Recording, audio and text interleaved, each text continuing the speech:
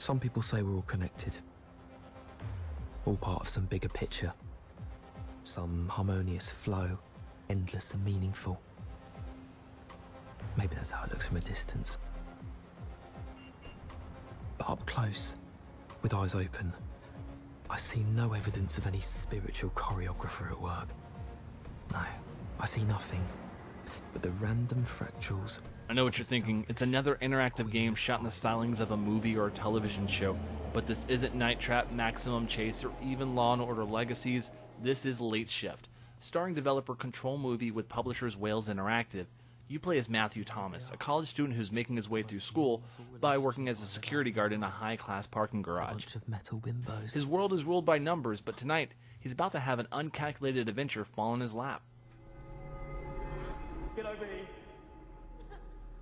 What for? Now! Now on this adventure, you'll meet an array of characters. You got the Joss Whedon look-alike, the mysterious tough guy, he's always angry and he's yelling at people. You have Mei Ling, who's your love interest it appears, and then Jude Law. Wait, that's not Jude Law.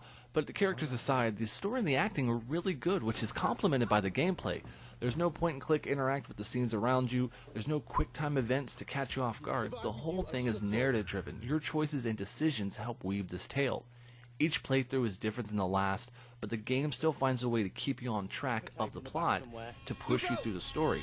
Why don't you try not talking at all? Now this is where Late Shift really shined with the replay value it offered, as each choice you made changed the game, giving the player multiple choices and multiple endings they could find themselves in. The Troy family. Possession of that bowl is a question of honor. They have fought wars for it.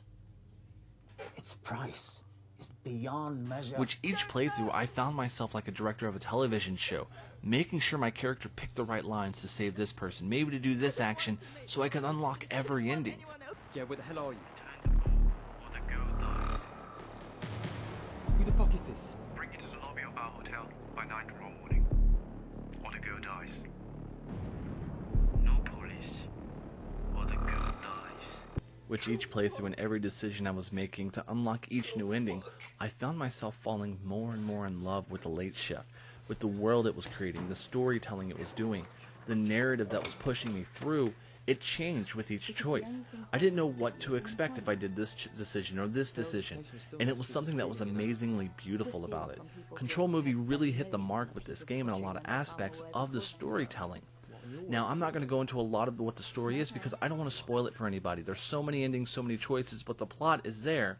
Matt, how about you tell them how your night's been going so far? It's because tonight I was kidnapped by a gang of thieves who forced me to be part of a failed robbery, which has resulted in me being pursued by a gang of homicidal triads who want something that I don't have.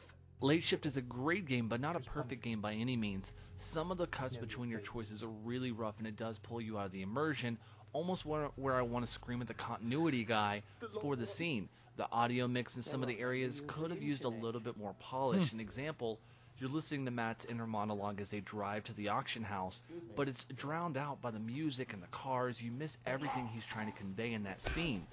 Overall, though, I love the game. It's a brilliantly thought out game.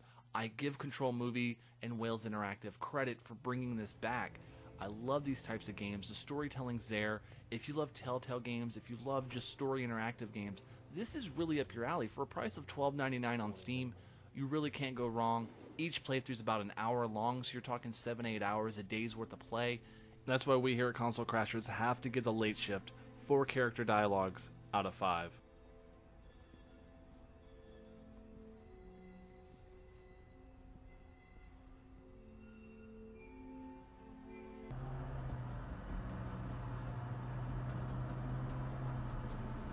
Thank you so much for watching the review here of Late Shift on Console Crashers. We really appreciate it. If you like what you saw, hit subscribe, like, comment down below.